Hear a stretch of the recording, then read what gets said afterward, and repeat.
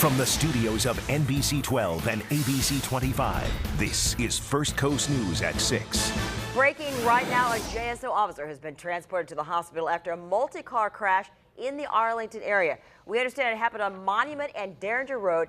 Several cars, including a JSO vehicle, involved in this. We do have a crew on the way to the scene. Stay with First Coast News and firstcoastnews.com as we continue to follow this breaking news story. And there's breaking news on the south side. We're waiting to learn the identities of two people found dead inside an apartment. A man and woman were found dead on Belle Reve Boulevard. Right now, police say they are not looking for any suspects. Stay with us on air and on firstcoastnews.com as we follow this story. Because I want you to confirm to me that the person that I killed in the Walmart parking lot was Steve Swan. I can't live with myself if I thought I killed somebody that wasn't him. And that chilling call is the 911 call made just moments after a Nassau County man ran over and killed his former work supervisor outside a Walmart in a parking lot there. And Nassau County Sheriff's deputies say Stephen Swan and Alan James Fortunia worked together in 2005 at Kings Bay Naval Facility. Swan was his supervisor at the time. Deputies say he lost his job and held Swan and another supervisor responsible. Last night, police say Fortunia ran over Swan at the Walmart parking lot, assaulted him, and took off. Swan later died at the hospital. Fortunia was found dead with a self-inflicted gunshot wound. Now, while investigators piece together what happened, a community is mourning the loss of someone they say was just the perfect family man and the great friend they had. Andrew Passo talked with neighbors and a friend of Swan, and Andrew is live with that. Shannon, good evening to you. While people in this community where the shootout happened are scratching their heads, others not too far away in a different community are wiping away their tears. They say they could never imagine someone wanting to hurt someone so dedicated to his family and his community. Terrible loss. Terrible loss for the community. He did a lot. David Lee has known Stephen Swan for decades. I'm sorry all this happened. I feel so sorry for that family. He first learned Swan died Wednesday morning, hours after deputies say this man, 59-year-old Alan Fortunia, ran him over in this Walmart parking lot, then assaulted him. I couldn't imagine anyone being mad at this guy. This guy was a peach. I mean, you couldn't ask for a finer person. I have no idea why anyone would want to do anything to this man. Deputies say Swan fired Fortunia while at work at Naval Submarine Base Kings Bay back in 2005.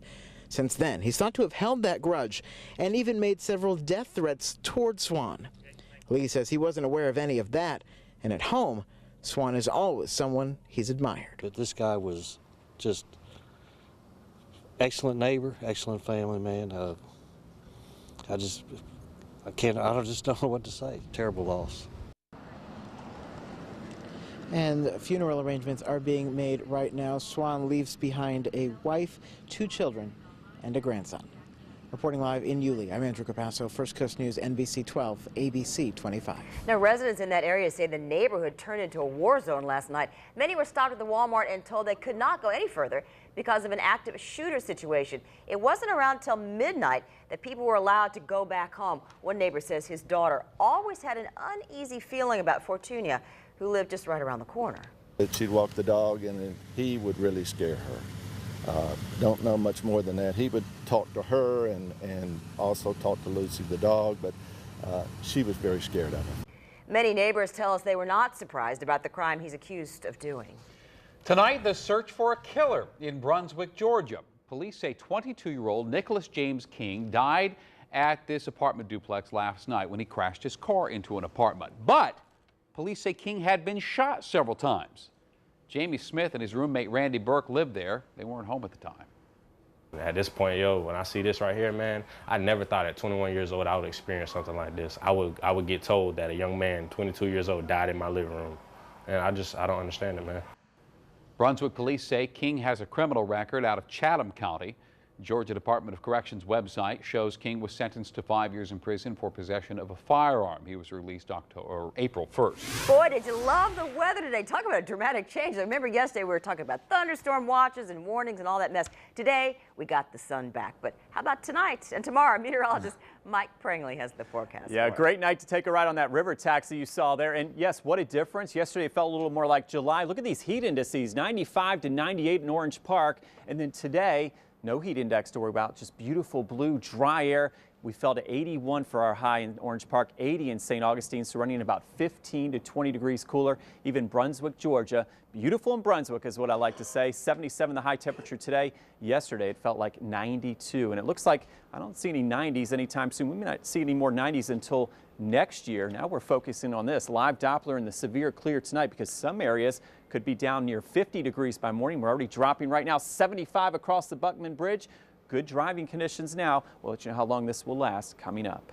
Attorneys from Michael Dunn have filed a motion for a new trial. The motion was filed today. Earlier this month, of course, a jury found him guilty of first-degree murder in the shooting death of Jordan Davis. He'll be sentenced on Friday. A St. Johns County man already in custody is facing new and very serious charges. Deputies say Brandon Allison, right there, is charged in the death of a police dog, Baron. The 27-year-old is accused of causing great harm or death to a police animal and resisting arrest. He's also facing a single drug charge. Now, Baron, the dog, died last week from asphyxia, also blunt force trauma.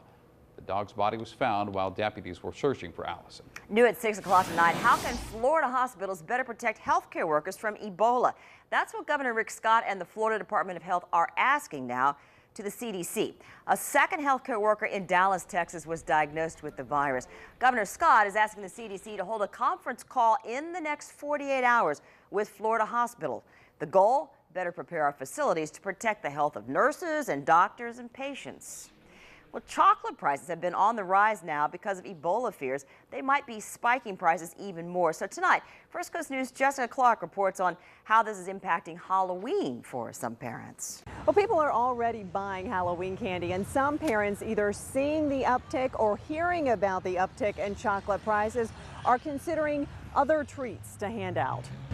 The Rankin family has a lot of trick-or-treaters Halloween night. We're in the meadows in the World Golf Village, and we'll go through a bag or 2 or 3 of candy that evening for sure. When they heard the price of chocolate is swirling upwards, partially due to Ebola fears in West Africa, they were somewhat surprised. I wouldn't have ever thought that those things would have had an impact on the cost of chocolate. More than half of the world's chocolate comes out of the Ivory Coast and Ghana, and the Ivory Coast is right next to the Ebola-stricken countries of Liberia, Sierra Leone, and Guinea. The borders have been closed off for those countries. Reports indicate much of the labor force that harvests chocolate actually lives in Ebola-stricken countries, and those workers are not allowed to cross the border now. This is the base for a dattle pepper truffle that we make.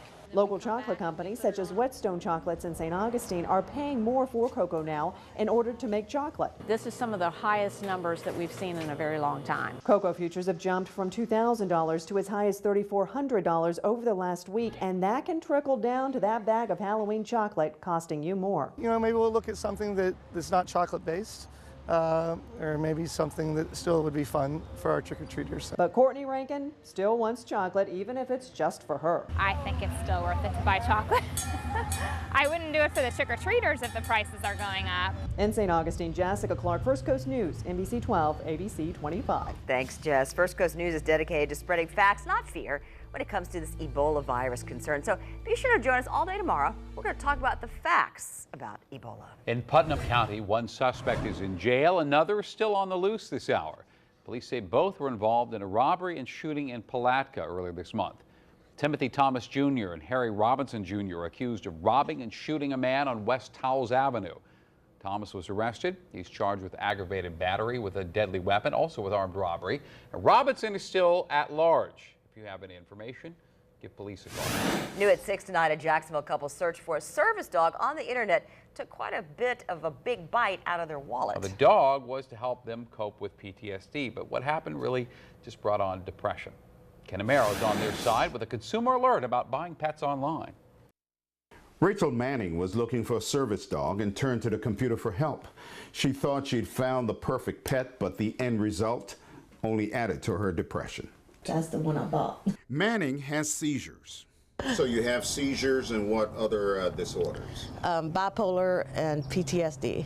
She found the dog she wanted on what she believed was a legitimate dog breeder's website.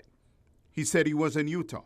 I said, well, how am I going to get the dog in Utah? And they said that we could ship it to you for $200. Shipping was $200, the dog was $500, delivery to her front door an extra $30. They sent me a confirmation from the travel agency. Mark Manning says they missed the signs that the deal was too good to be true.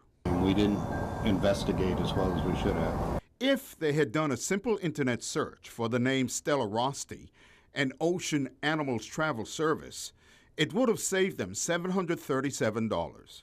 3 days later, I was upset and crying and everything. Her mental disorder set in. The pet that was supposed to bring therapy was not coming. She was in a very deep depression. She paid with reloaded cards. The money was gone.